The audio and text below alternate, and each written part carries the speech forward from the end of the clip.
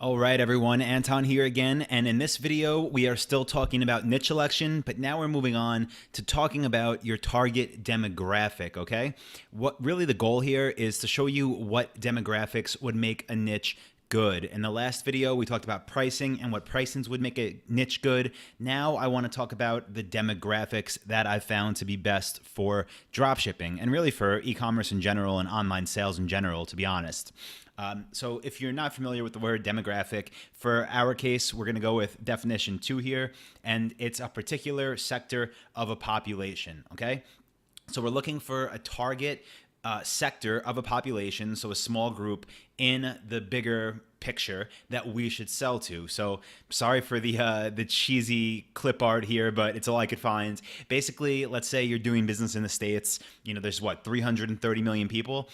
They shouldn't be your market, okay? They shouldn't be everyone out there. You want to find a small subsection of them that you're going to sell to. And in this video, I'm going to explain who are the best buyers, in my opinion, from my experience. So again, right now, maybe you're confused. Well, who is this? You know, like what is a good target demographic? So I will be pretty broad on this because this is really all you need to know. But the reason why we're looking for a specific demographic, I should mention, is because remember the goal here with niche selection. We're trying to find products online to sell that require little effort, right? That's why it's so small here. We're looking for products to sell that require little effort to get big results. And by little effort, I mean things like, you know, getting on the phone and answering a bunch of emails and needing to list thousands of products. We're not looking to do all that. Yes, this is hard work. Yes, we do have to build a business, but we're looking to do as little effort as possible to get as big of results as possible. So let me go over 3 different demographics here, okay?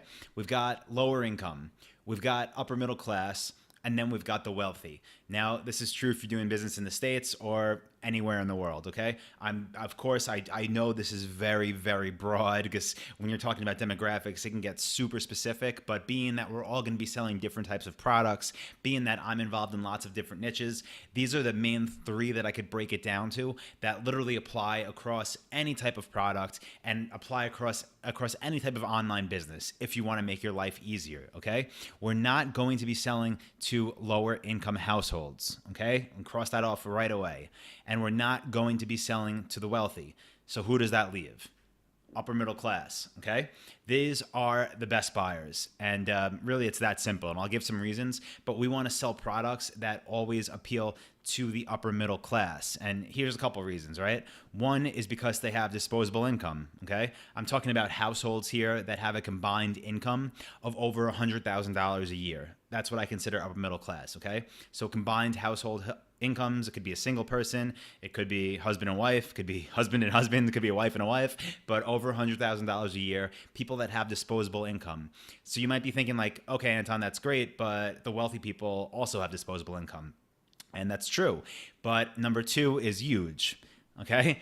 If you sell to the upper middle class, based on my 10 years of experience, they require less pre-selling, they complain less, they require less customer service, so back and forth emails, they return less items, and basically overall, the reason I put it in green is because there's less interaction, okay? And I really don't know why this is. The only thing that really, I think would make sense about it is these are the people, the upper middle class people that are most comfortable with spending online, right? They're the most used to it. Making an online purchase isn't like this big ordeal for them. These are people that are used to spending money. They typically do it. They do it themselves.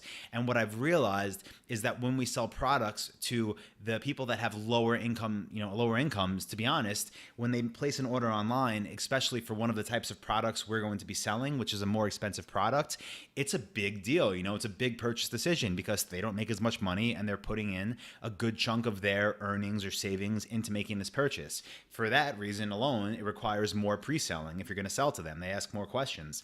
And honestly, if someone in a lower income spends $1,000 with you and it's a lot of their money, guess what? If everything's not 100% perfect, they're going to complain, and that leads to the more customer service, and that leads to more returns. So basically, if you're selling to lower income households, you have to be selling less expensive products, and it's going to attach on this extra layer of customer service that as business owners, we get to choose if we want to deal with or not. So I'm telling you right now, it's not worth selling to lower income households. Let someone else do it, because if you're really trying to build a lifestyle business, you don't want to be tied up in all this customer service stuff, right? And with the wealthy, I should say too.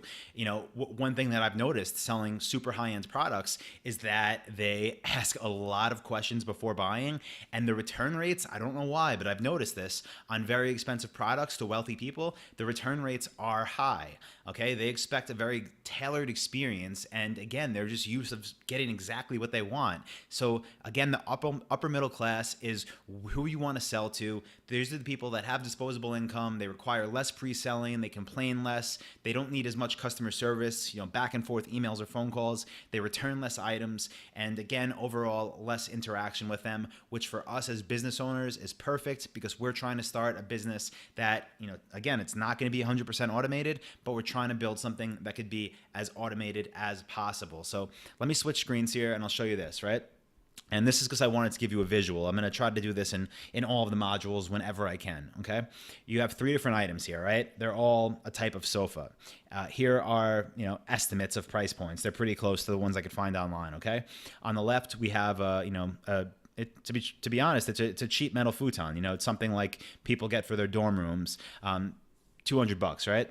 In the middle, we have an average sofa, nothing too special about it. It's very nice, $1,500. Okay, great.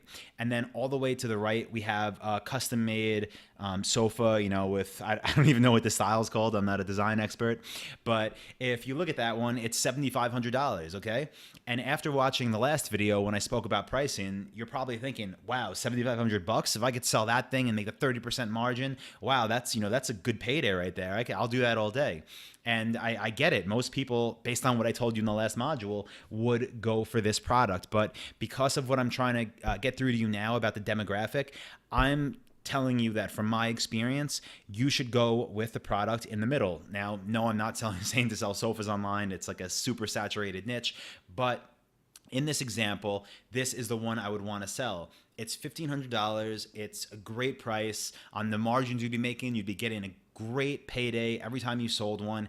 And most importantly, it appeals to the upper middle class. When you have that futon on the left, and yes, of course, there are exceptions, but overall, the people that are spending $200 online for a futon like that are going to be in lower income brackets. And of course, on the one on the right, if someone's spending $7,500 online for a sofa like this, they've got money. They're very wealthy. So what I'm telling you, between last module in pricing and this module in your target demographic, you want to be somewhere in the sweet spot, right in the middle.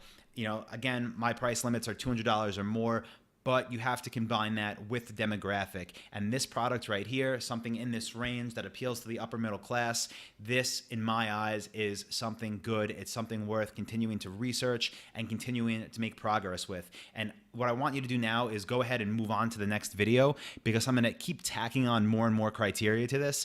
And it's for a reason. It's because there's not just one thing that makes a niche great. There's a lot of them. So I want you to go ahead, move on to the next module, and as always, if you have any questions, just go ahead and post them below this video or jump over to the forum, fastbusinessforum.com, and ask them there, because as always, I am happy to help. Thank you.